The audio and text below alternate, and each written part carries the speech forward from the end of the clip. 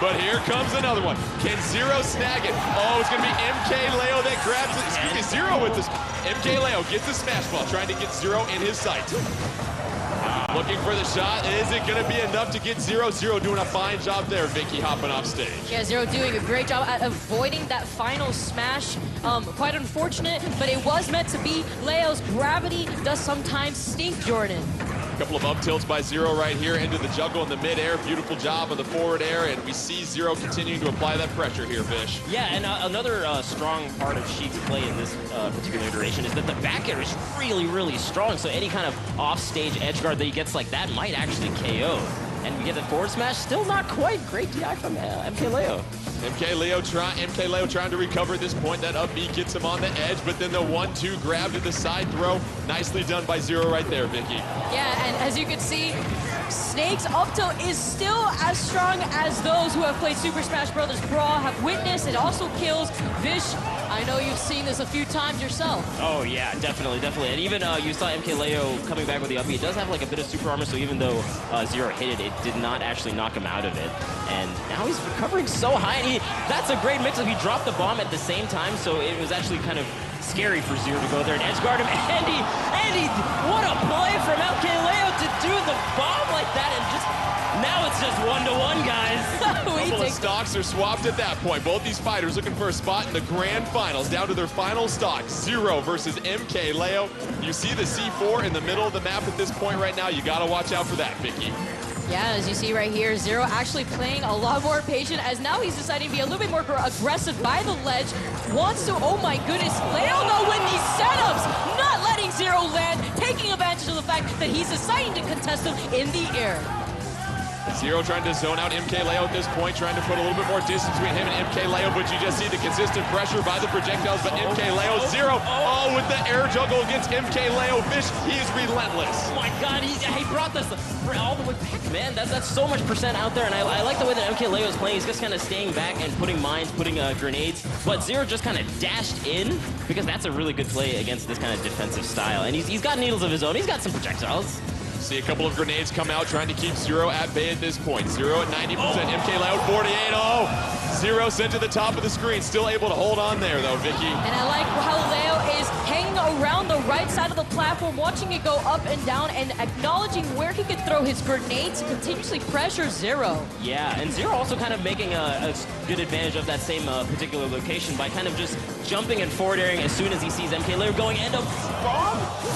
Oh, he goes for the bouncing fish way off the top. This is crazy. Oh, man. Up B by MKLeo to get back on stage to grab into the back throw. Is it enough? No. Zero still able to stay alive on the upper platform. MKLeo trying to put some pressure on Zero, find his way into the grand finals. Can Zero cause a comeback here, though? MKLeo, Zero, both trying to figure each other out, but here comes a juggle from Zero here, Vish. Oh my God! Oh, and the bouncing fish by Vish side! Oh my left God! zone!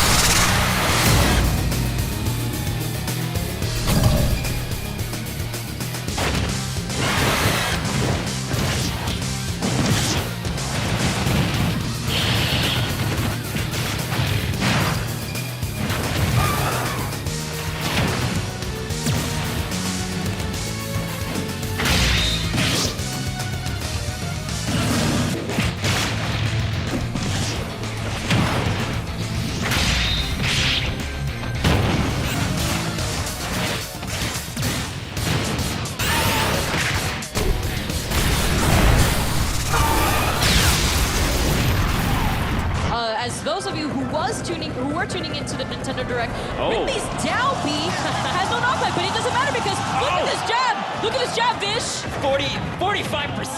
He just had him in the corner there. Bayonetta couldn't do anything. How's it feel, Bayonetta? Smash ball on the stage. Bayonetta's gonna go ahead and grab that. That'll make a huge difference. And look at what we got going on here, Vish. Oh my God! This is such a beautiful final smash. A bigger Ridley just destroyed Ridley. Is that what I just saw? Oh my goodness. MK Leo with the early 4-3 stock advantage, and then we see Bomber on the stage here. Vicky, you can pick that up. Oh, and all of a sudden it's 4-2 MK Leo with a sizable advantage, Vicky. Yeah, and although MK Leo does have the advantage, Ridley does have the damage output necessary to make this comeback. Oh yeah, for sure. We saw that the down B does what, 51%? That's nuts. And what? Wait, the green said that. Wait, right. As we said that. Vish, what game is this? Oh my What God. game is this? Green Green's being such a low stage to the top that Bayonetta just does Bayonetta things, and we just gotta deal with it. MK Leo taking Plump to cruising altitude and a couple of KOs. MK Leo trying to hang on, really trying to get the punish off the edge of the edge. Bayonetta unable to recover. Can Plump get back on stage as Ridley? He certainly does, and it's now 3-1. But you see Plump at 106 trying to edge guard against Bayonetta. It's going to be another combo and juggle off the top of the screen, and that is game.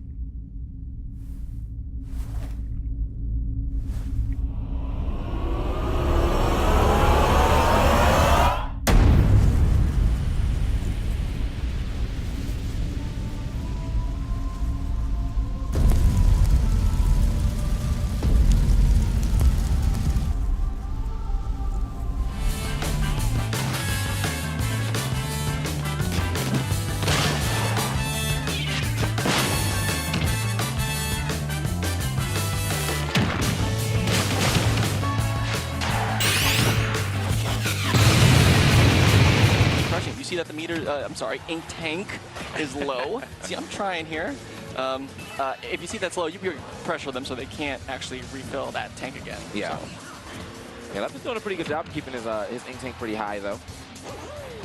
When you see opportunities like that, when you knock your opponent off the stage, you have that quick second to recharge it by using the shield and obviously hitting the B button at the same time. But it will be interesting to see how people develop the best strategies with Inkling here. And you know, you see some attacks like the roller, which has a really long startup time, but is so good. Timing when you use this, and here comes Supersonic. Yeah, you don't control it this time around, but MK Leo creating a gigantic wave, preventing Mango from landing, but unfortunately not dealing as much damage as we thought, Jordan.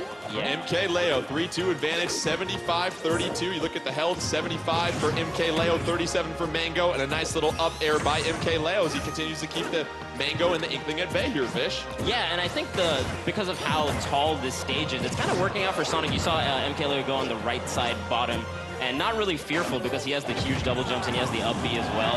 But yeah, nice stock for Mango, taking it.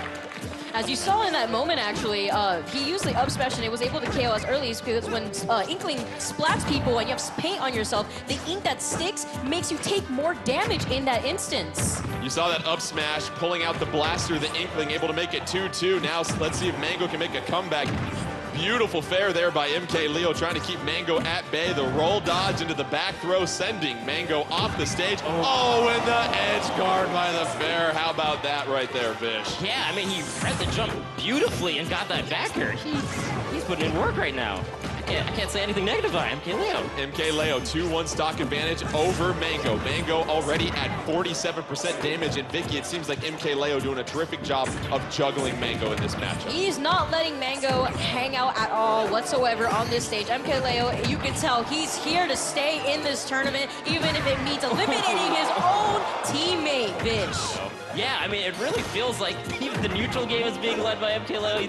just the hitboxes he's throwing out. Mango's kind of going into them or just reading where he's going. And he's getting all these combos, the up airs, stringing the up airs. What can Mango do? Can he bring this back? Mango at 120, MK Leo at 42. MK Leo looking for one more splat on Mango at this point. You see the jab combo, that's gonna cover Sonic with all sorts of ink. And if you're Mango, you gotta connect on a couple hits at this point. You know that Sonic's gonna take much more damage if you can connect, but no! The forward smash by the ink-covered Sonic.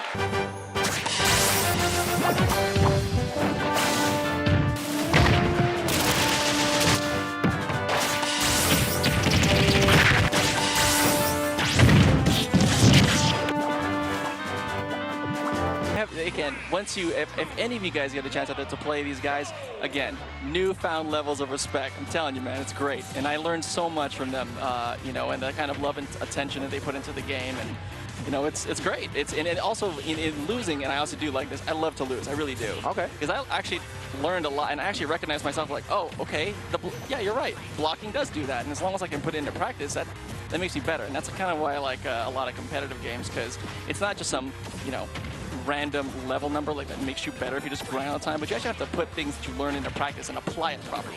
Yeah. Knowing isn't enough. That's actually the best way of taking a loss. You know, you can't be mad about it. You have to just, why did I lose, and what can I do to not lose the next time? That's true, man. Yeah. I hold my L's. I hold my L's and I hold them well. And I smile and say, give me more, please. So yeah, next time you see me register at a tournament, that'll be J-free. Okay? I'll make sure I register from now on. In terms, it'll be just J-free. I'll make sure you get on stream for that. I wanna see all your matches. Hey man, over time, I plan to be better at this game. I plan to be real good at this game at some point. Some point.